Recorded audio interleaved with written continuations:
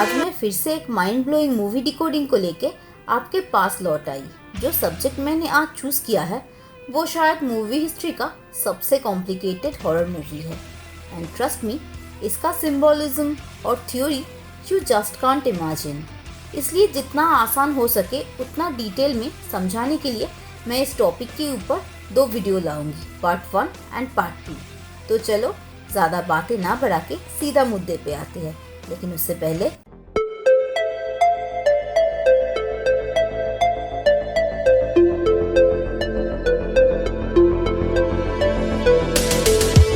आज मैं जिस मूवी को डिकोड करूंगी वो एक फाउंड फुटेज टाइप मूवी है जिसका नाम है एज अबव सो बिलो, जो कि 2014 में रिलीज हुआ था। कहानी बहुत ही कॉम्प्लिकेटेड तरीके से दिखाई गई है, लेकिन इसमें जो हिडन मैसेज और थ्योरीज यूज किया है वो लाजवाब है। पहले मैं प्लॉट का ब्रीफ दे देती हूँ। मूवी के सेंटर में है स्कारलेट मार्लो नाम की एक आर्कियोलॉजी स्कॉलर जो एल्केमिकल सब्सटेंस के ऊपर एक खोज कर रही है। जिनको पता नहीं उनके लिए बोल देती हूँ, एल्केमी उस एंशिएंट हिस्टोरिकल प्रोसेस को बोला जाता है जिसके जरिए बेस मेटल मतलब कॉमन या इनएक्सपेंसिव मेटल को ट्रांसफॉर्म किया जाता है नोबल मेटल या एक्सपेंसिव मेटल में।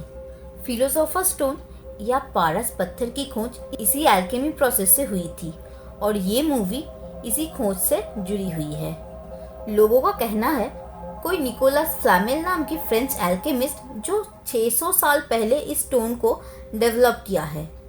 इसी स्टोन की खोज करते हुए स्कारलेट की फादर कुछ अनजान रीजन के वजह से खुदकुशी किया था। उसी खोज को स्कारलेट बरकरार रखती है। इस स्टोन की खोज के दौरान उसे पता चलता है निकोलस के कब्र में शायद वो स्टोन छुपा हुआ है, लेकिन प्रॉब्लम ये है किसी को पता नहीं वो कहाँ है। म्यूजियम में निकोलस के हेडस्टोन या कब्र के पत्थर के अलावा और कुछ भी नहीं था। हेडस्टोन में एक रिडल या पहेली है, जिस पहेली को सॉल्व करने के लिए स्कारलेट इराक में जाते हैं, जहां उसे एक केव में इस पहेली का मिसिंग लिंक मिलता है। लेकिन प्रॉब्लम ये था पूरा वर्डिंग अरामिक में लिखी हुई थी जो स्कारलेट को समझ में नहीं आता था। इसको समझने के लिए वो अपने एक्स बॉयफ्रेंड जॉर्ज का सहारा लेती है।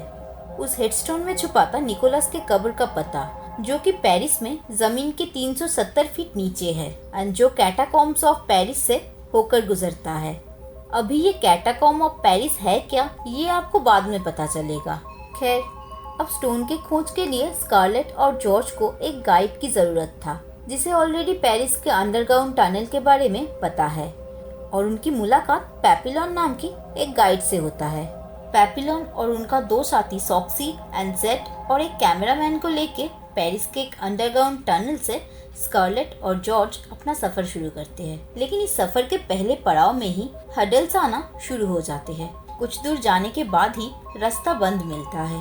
स्कारलेट एक दूसरा रास्ता निकालने में कामयाब तो हो गई थी, लेकिन पैपिलॉन सबको वार्न करता है कि इसके आगे जाना शायद जान से खेलने के बराबर होगा।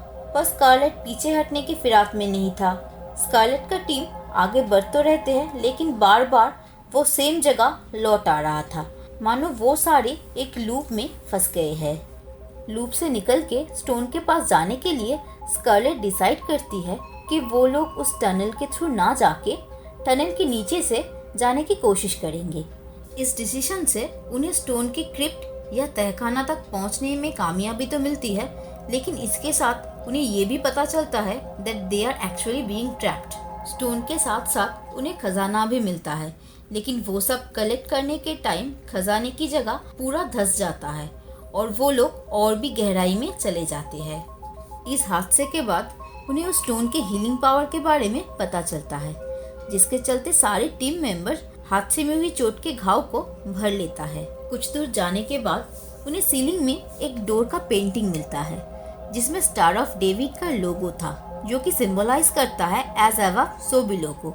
इसका मतलब बाहर निकलने का रास्ता फ्लोर के और भी नीचे है, क्योंकि उन्हें सीलिंग में वो डोर का पेंटिंग मिला था। और नीचे जाने के टाइम उन्हें और एक टनल मिलता है जिससे गुजरने के टाइम सबको तरह तरह के विजन आने लगता है। मूवी का ये पार्ट सबसे खतरनाक है।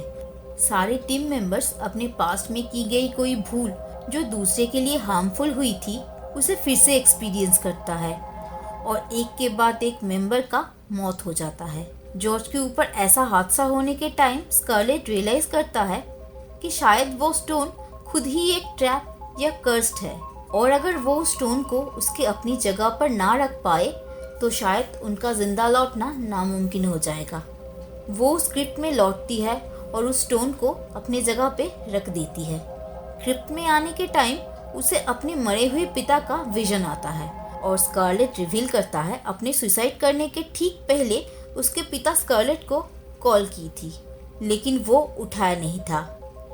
ये मिस्टेक अगर वो नहीं करता तो शायद उसका पिता आज जिंदा होते।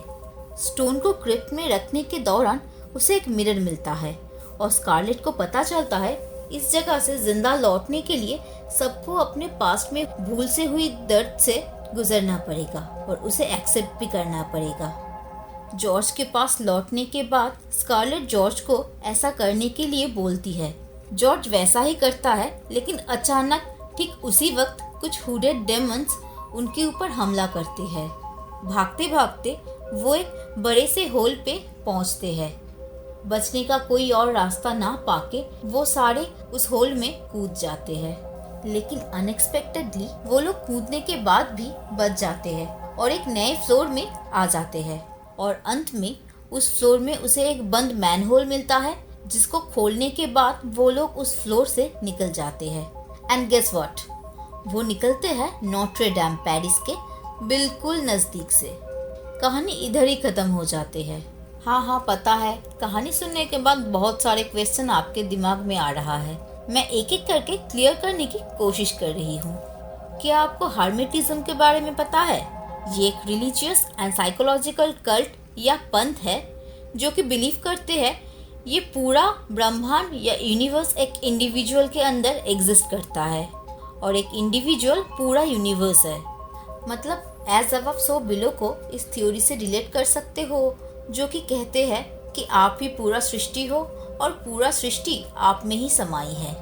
ये कॉन्सेप्ट बहुत ही कॉम्प्लिकेटेड है, लेकिन हर्मेटिज्म कल्ट रेनेसां के टाइम यूरोप में बहुत ही फेमस हुआ था और ये बिलीफ इस कल्ट के द्वारा इम्प्लीमेंटेड हुआ है एल्केमी में। और फिलोसोफर स्टोन का सृष्टि एक एल्केमिस्ट ने ही किया था। पूरा मूवी वही स्टोन को लेके बनाई गई है, जो कि इसी कॉम्प्लिकेटेड थ्योरी को सपोर्ट करता है। मूवी में कैटाकोम्ब ऑफ पेरिस को दिखाई गई है। बुरियल या कब्र देने के लिए प्राचीन रोम में एक टाइप ऑफ चेम्बर यूज किया जाता था, जिसे कैटाकोम्ब बोला जाता है। बहुत साल पहले रोमन सिविलाइजेशन में सिटी में बुरियल करना इलीगल था, तो सिटी के बाहर ऐसा चेम्बर क्रिएट किया जाता था। हैरान कर देने वाली बात यह है, सिर्फ रोम या इटली में ही नहीं, दुनिया के बहुत सारे देशों में कैटाकोम्ब या फिर उसके जैसे चेम्बर देखने को मिलता है। वैसा ही एक पेरिस में भी है, जो कि 17th सेंचुरी में बनाया गया था। इस कैटाकोम्ब में लगभग 3-4 बिलियन लोगों का स्कल एंड बोन है। नेक्स्ट आते हैं एक कोट को लेके, जो मूवी में एक टनल के एंट्रेंस में देखा जाता है। अबंडन ऑल होप ये हु एंटर हियर।